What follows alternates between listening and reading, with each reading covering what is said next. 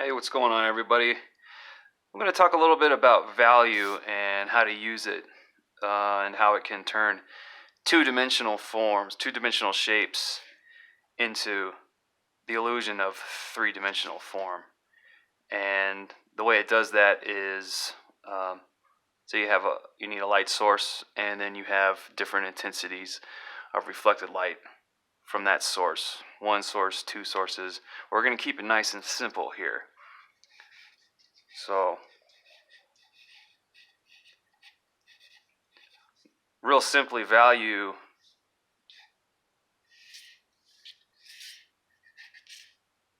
can be thought of as a scale from the darkest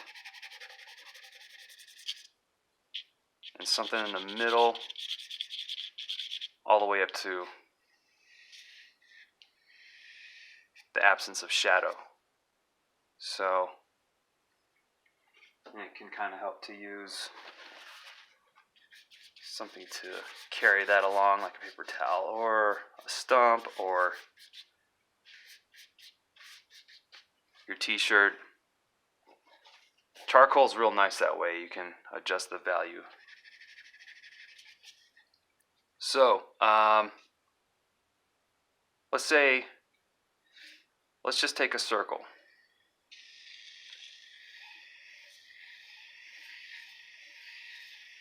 It's two dimensions,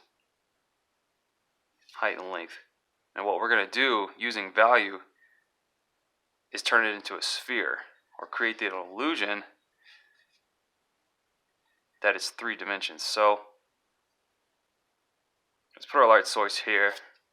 Let's say we have a light source here, and it's striking that right there.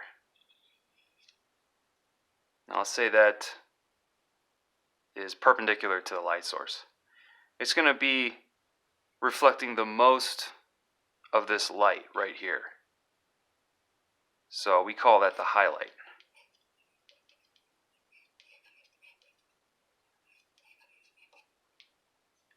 Around the highlight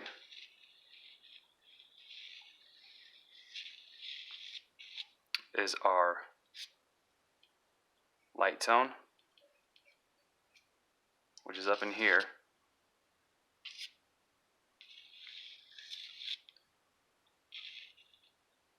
And then beyond that, we have our mid-tone.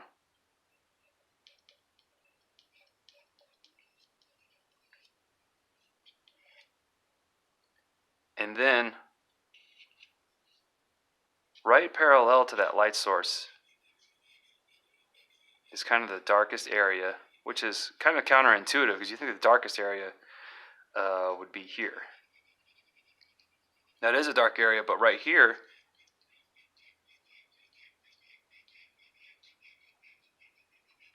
right along the edge,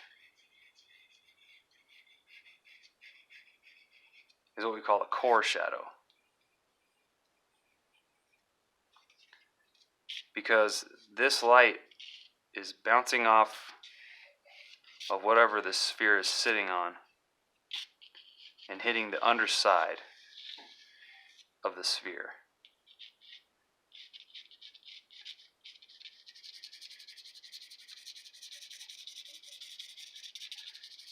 And this side is a shadow side, which is a little darker than the midtone.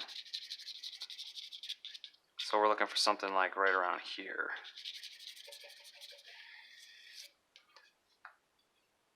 And then this light is casting a shadow onto the surface. And that's called the cast shadow.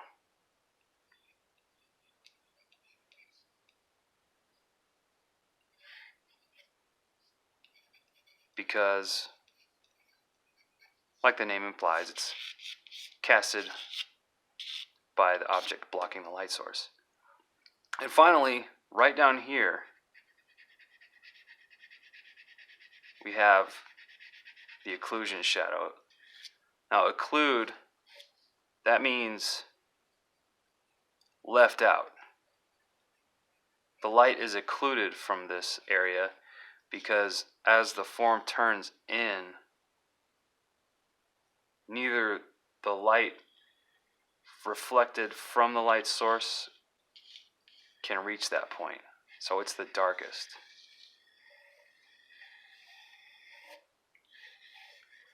And so this is basically how you're going to create the illusion of 3 dimensions. And you can do this with any of the forms. Now, typically, by convention, you can think of an object. Let's take a cube.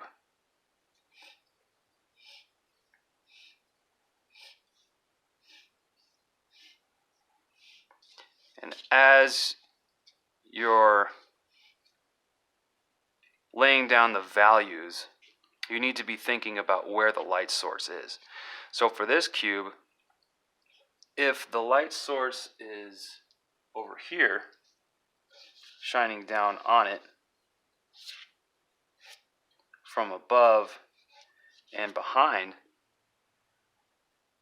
when you add value to this, you have to think which surface is getting the most light. Well, in this case, it would be the top surface. And then you have to think what surface is getting a little less light than that. Would be this one. And then also which surface is receiving the least light. It's kind of obvious. It would be the side opposite of the light source. So we're going to give it a nice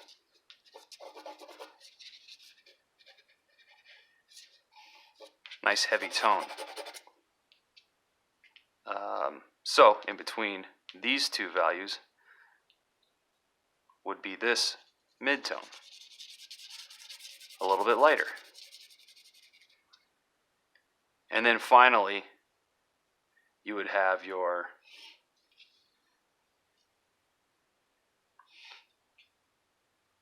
cast shadow.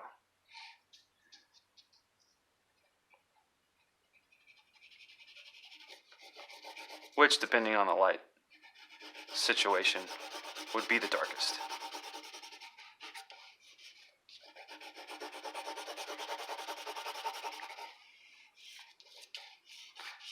Then again, one thing I like about charcoal is you can stump it in using these stumps, and it gives it a little bit softer effect. And then do this one a little bit lighter, and then this one.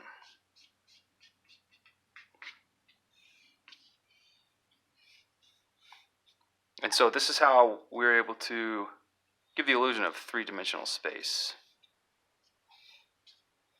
using a 2-dimensional plane.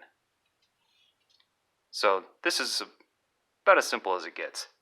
Now, when you're dealing with more complex forms, say a figure, or even just a cylinder. Let's take a cylinder,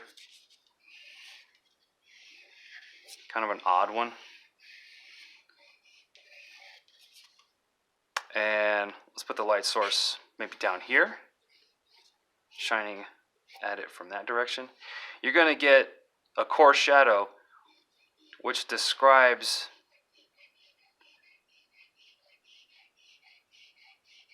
how the form recedes in space. And then, just like the sphere, you're going to have the highlight along this surface, and then you're going to have the reflected light back here. So nice and simple. Probably get a mid-tone over here. But this describes it. And you're also going to have the cast shadow. Very long cast shadow because It's right next to it. Goes on and on. And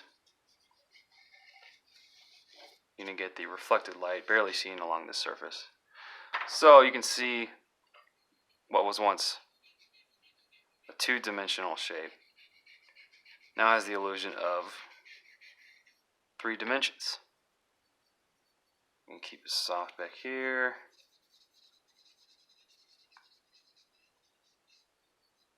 And it serves to describe the surface, because as the surface of this cylinder recedes back, it's going to receive less and less light from the light source. So we can see that this is not something that lies flat on the floor, but it's something that has a height and a depth.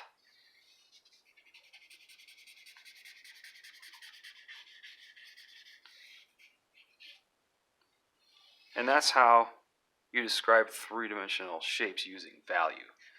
So this is great to practice, because the more you try it, the better you're going to get at it.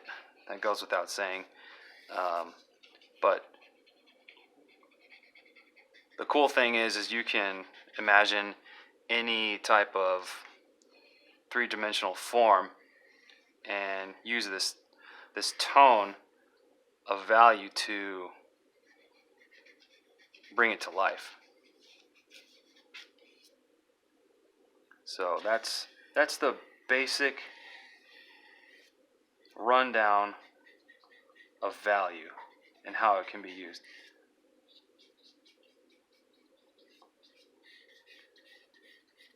So it helps to just observe things in everyday life. Look at how the light goes over it. Even look at the color of the light. Look at the color of the light up here and the color of the reflected light on the back of the form.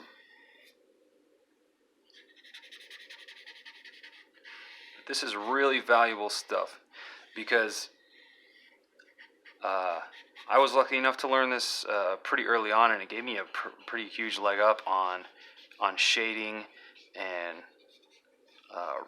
rendering forms. So if you can learn this, then it's a great tool, and it's going to open up the possibilities of your drawings. So value.